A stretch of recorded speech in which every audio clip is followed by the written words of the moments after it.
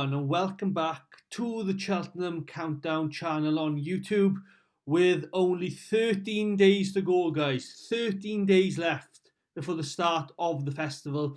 And on this episode today, you will get my final 2 live Ante-Post tips for Cheltenham. You'll also get a review of all the other Ante-Post tips I've put up so far this season. So it's a bit of a review and a live Ante-Post tip episode, as well as a little small reaction to the handicap weights and obviously entries we had last week, but the handicap weights that we had this week for each race, each handicap race at the Cheltenham Festival.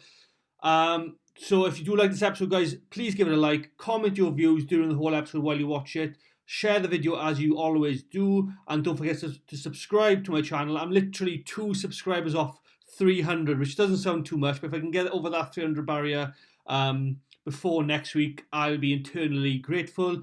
And guys, this is potentially the penultimate episode before my festival preview episode, which comes out next Friday. So do stay tuned with the channel with all the episodes I do release, because this is the last but one episode, the final one before the Cheltenham Festival preview episode here on the Cheltenham Countdown this season. I'll start off now with my last 2 Ante-Post selections for the Cheltenham Festival this year.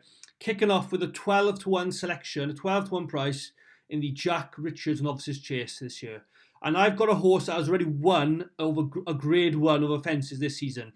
He does hold multiple entries at the festival. Of course, he holds an entry in the Arkle as well as the Brown Advisory, but he is also entered for this race. And I'm very much hopeful and sure he will end up in the Jack Richards this year. It is, of course, if you haven't guessed yet, 6 Mile Bridge that I'm putting up at 12-to-1. For Fergal O'Brien, who is yet to win a Cheltenham Festival winner in his career so far, but I'm hopeful again, and he's got his best chance in this race this year out of all the horses he holds entries with at the festival in this year's meeting. 6 Mile Bridge, if we kick off with his profile, like I said, he's a Grade 1 winner at Sandown in the Scilly Isles at the end of January. Previous to that, he won over course and distance at Cheltenham in December over fences, beating the likes of Calafé en Vol and Royal Infantry in the process. He also won his beginner's chase at Ayr in November. That was his first start over fences. So he's 3 from 3 over fences this season, guys. And there has been some rumours that Fergal O'Brien is more inclined and likely to run him in this race rather than the Arkle and the Brown Advisory as well, because he does have more of a chance of winning this race than he does in the Arkle as well as the Browns as well. So if Fergal O'Brien really wants to win in this year's meeting, this is his chance. This is his opportunity with 6 Mile Bridge in the Jack Richards, I hope. He even ran over hurdles here last season in his novice hurdle campaign, won over the track and trip as well. So he does have good course form over hurdles and fences in the process. He's gone up to a mark of 150 in the rating, guys, which is a bit of a high mark. But because he's won a Grade 1, that's literally because he's won a Grade 1 as well. So he does have the experience. He's a much better horse over fences. He jumps phenomenally well. The races he has won this season at Sandown, Cheltenham and Ayr, he's only beaten max 4 runners in the field. So we'll have to beat a lot more horses in the race if he's to win the Jack Richards this year. Like I said, he beat 4 horses in the Sandown race, one of which was Kitzbühel, who unseated during the race. He beat 3 horses on the day, including himself, at Cheltenham in December, and he beat 3 other horses again in Ayr, which one was himself, so 2 others in the Ayr beginner's chase in November. So he does need to beat a bit more runners in the field, which I'm sure he can, which I'm sure he will as well. He's a very sound jumper, like I said. Keelan Woods and himself get along very well together, and he's just a vast improver. He's really improved from 142 over hurdles. He's now a 150 rated chaser, and I think that's what you need. Caldwell Potter won the race last season, the Jack Richards last season, before going on to win a Grade 1 at Aintree. I think this lad who's already won a Grade 1 is a viable option, and at 12-to-1, no bet, is a good price to have at the moment. So I don't think he'll go any higher than that, guys, in the race. That's why I want to get him in my book now. And like I said, he's unbeaten over fences, unbeaten over the trip, over his fences as well. He's only run over 2.5 miles this season, so it does incline he could stay over that trip for the festival this year. I doubt they'll send him back down in trip to the Arkle, because that's such a hotly contested race. And the Brown Advisory, you wouldn't want to step him up in trip in his first start over 3 miles over fences at Cheltenham in a tough Brown Advisory. So I'm inclined to say he's going to stay at this trip, guys, and if he is, he's got a hell of a chance of winning the Jack Richards. So that's my case in a nutshell. Ante-Post tip number 13 in my series now is going to be 6 Mile Bridge at 12-1 in the Jack Richards Novices Chase. My final Ante-Post selection for the Cheltenham Festival this year, guys, comes in the Kim Muir Handicap Chase, the final race on day 3 on the Thursday of Cheltenham this year. And it's going to be a Gordon Elliott trained Jigginstown House Stud owned horse called Search for Glory, who I have backed at 20-1 recently. The case again to be made with this horse is he has got other entries in the festival again this year, guys. He holds an entry in the Ultima Handicap Chase, which he ran in last year. And he finished 7th in that race last year at the Ultima, off a mark of 147, finishing 7th in the race, which wasn't a bad run from him. £3 less in this year's meeting, in this year's entry stage. He's off a mark of 144. If he's still running the Kim Muir, I think he has one hell of a chance of winning that race rather than the Ultima. Both contests are very competitive this year. I do appreciate that. But he's got more things going for him, more credentials and a better profile for him going for the Kim Muir, in my honest opinion. Like I say, he ran the Ultima last year. He had his chance last year of 147 in that race. On good soft ground, which he does tend to like, over 3 miles and a furlong, finished 7th. Stepping him up in trip by an extra furlong and a half, I don't think is the worst idea you can have. In the Kim Muir this year, he would run off a mark of 144 over 3 miles and a quarter with a conditional jockey that will probably be James Smith on the day, who has ridden him on 2 of his last 3 starts in Ireland. And both occasions, Search for Glory has finished 2nd in his races. One was at Navan in early December over 2.5 miles. That was again a trip probably too short for him, yet he did finish 2nd still. And then is a better race for him, a better run from him was at Leopardstown over Christmas time at the end of December, again under James Smith, finished 2nd in a competitive handicap chase at Leopardstown over 3 miles. So on both occasions he's partnered well with the conditional jockey James Smith, who will probably take £5 off the horse come the day if that is the chosen jockey he will have. I just think there's a lot going for him, guys. Jigginstown will have no doubt probably 2 or 3 runners in this race, and I'm almost certain this will be their first choice. Yet again, I was close to putting up another horse in this race, again owned by Jigginstown House Stud and trained by Gordon Elliott. That was going to be Kishbank, but I just wasn't sure Kishbank would get in off his handicap weight in this race. So I'm more certain the Search for Glory will get in rather than Kishbank, purely on their official rating that the BHA has given them, and of course their weight. And like I said earlier, I'm more certain the Search for Glory will run in the Kim Muir than the Ultima, as he had his chance in the Ultima last year and didn't win the race obviously, but didn't perform too well. I just think the Kim Muir, with a conditional jockey on board, higher up in distance in trip, will suit him far better, guys. I just have this feeling with the Search for Glory in the Kim Muir. He ran in the Albert Bartlett twice. He's run in the Albert Bartlett twice in his career, pulled up and obviously finished 7th. Draw a line through his Novice Hill campaign, through his Novice Hill career. He's better of offences, I feel. He's got more scope of offences. Like I said, he's finished 2nd twice in his last 3 starts. He's got a lot of things going for him. He's going under the radar. And at 20-1, non-runner, no bet, again, there's more chance of others faulting than he is. Do you know what I mean? There's more chance of others disappointing in the race than Search for Glory.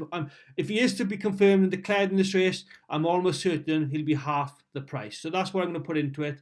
James Smith on board with £5 off him, owned by the Jigginstown House Stud, who will, like I said, will almost certainly have 3 runners in this race. Gordon Elliott will want to run earlier as well, and I think he has a lot going for him. So my final Ante-Post selection, guys, hopefully, if he is to be confirmed and declared in this race, we'll have a right chance in the Kim Muir. That is going to be Search. Now, I'm just going to give you a little review, guys, on all my Ante-Post selections and tips I've been putting up this season en route to Cheltenham. And obviously the 12 have been put up previously, that have been put up so far, with the exceptions of the ones I've done today in 6 Mile Bridge and Search for Glory. The other 12, I will guide you through on how they are doing at the moment. You probably are aware of it anyway in the markets, but I'll just give you a little guide on how they have transformed and either contracted or gone up in price since I put them up and in their specific races. And I'll go chronologically from 1 to 12 as I have been this season. And obviously the first Ante-Post tip I put up back in November time was hopefully still going on strong at the moment in the Big Westerner at 20-1 for the Brown Advisory. She's currently 5-1 best price in that race at the moment. I still think she's got a great chance of going well in that race in the Wednesday, the second day of the festival. She's got to go up against a lot of the geldings, of course, in Final Demand, K. Doty, when it goes in their Western fold. Even if Romeo Coolio turns up, I don't know if he'll end up going to the Browns, but he's in the market regardless. She's got a hell of a chance of putting herself in the mixture of winning the race, guys. I couldn't stress at the time how much I thought she was well overpriced for this race back in November. Final demand at the time was far too short. It was nearing 6-5, 6-4, which was far too short for me, Ante-Post wise. If you want to get stuck into final demand right now, I think it's 4-1 Ante-Post price, which is kind of fair 13 days out from the Browns, or 14 days out, I should say, from the Brown advisory. Obviously, 13 days before day one. 14 days out from the second day of the festival. Final demand is not a bad price, 4-1 at the moment.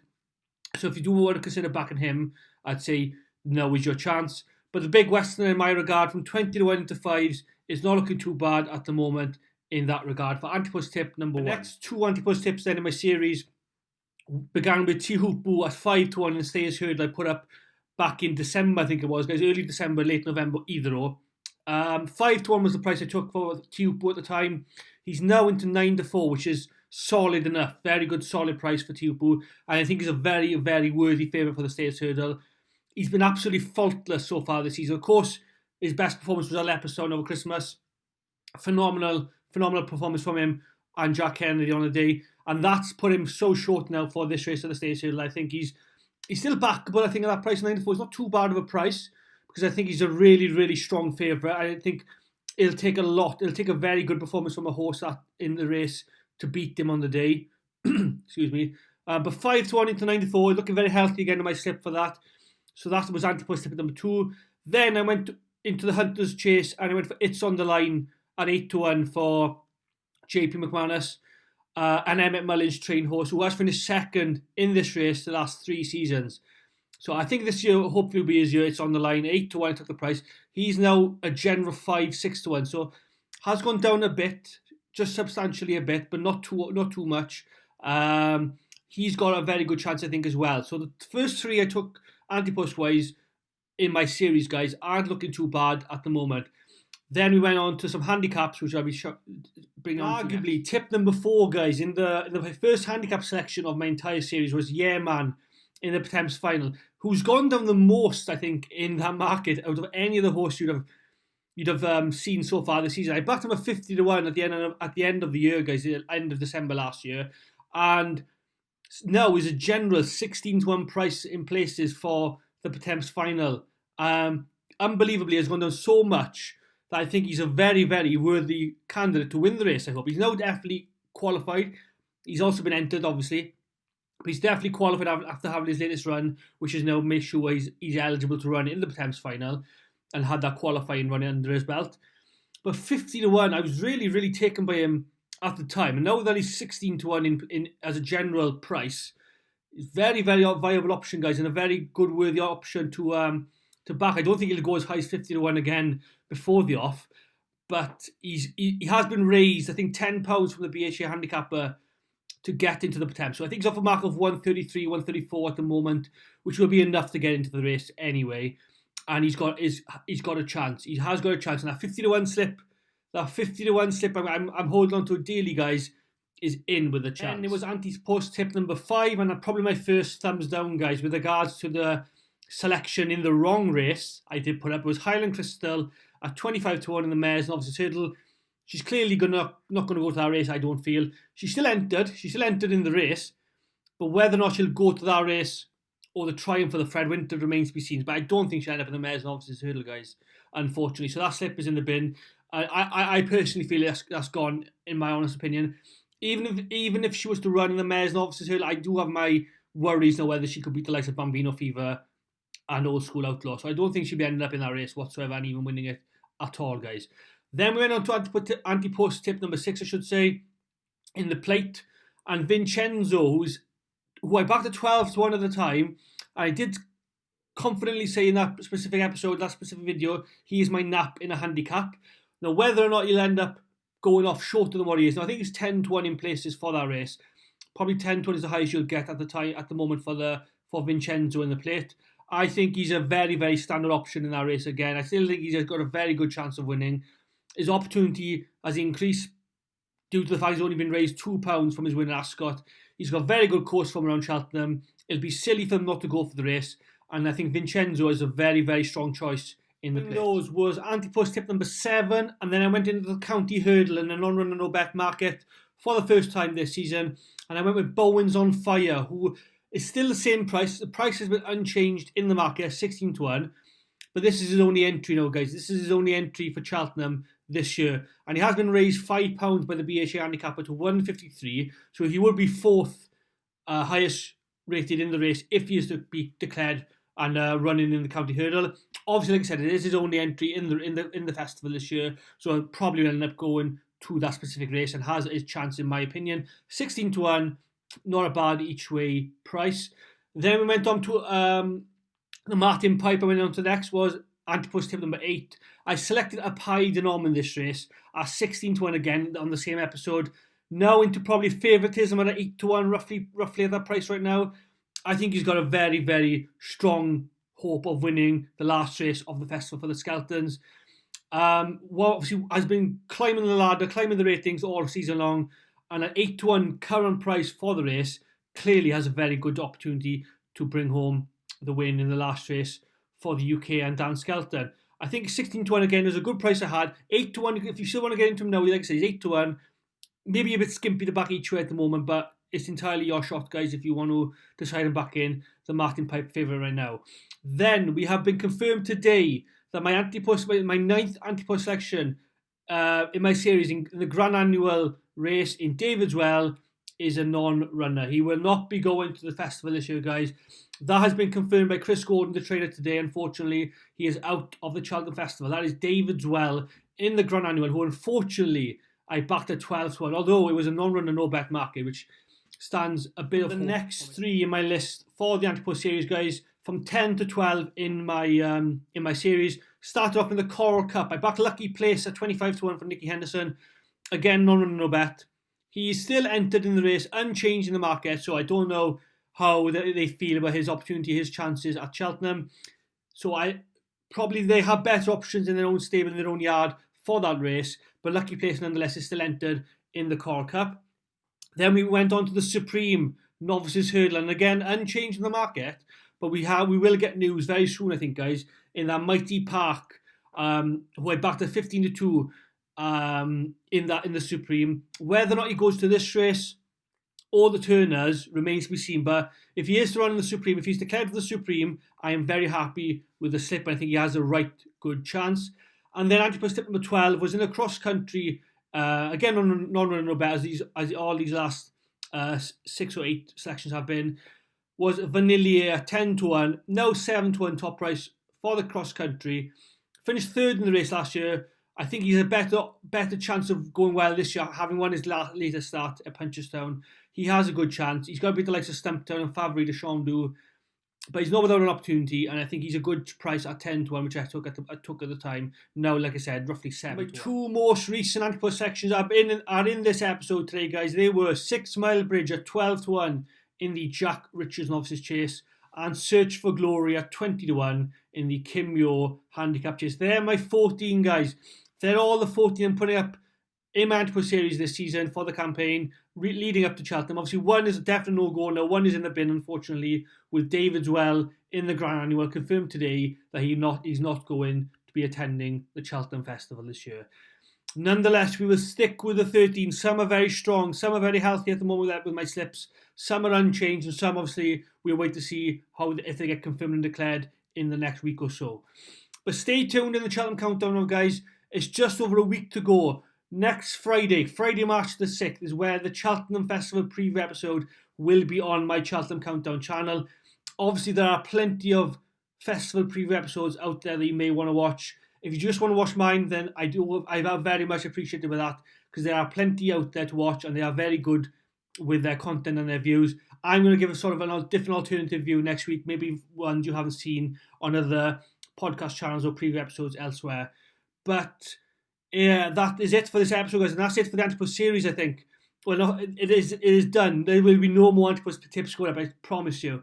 And there'll be no more Ante-Post tips going up, but I will decide on which horses I back in other races. I haven't been putting up my Ante-Post series on next week's episode, the festival preview episode.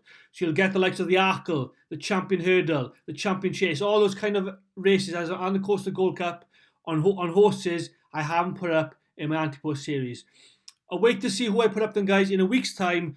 Like the video, comment your views on all my Ante-Post sections if you want, and I'll read them all as much as I can.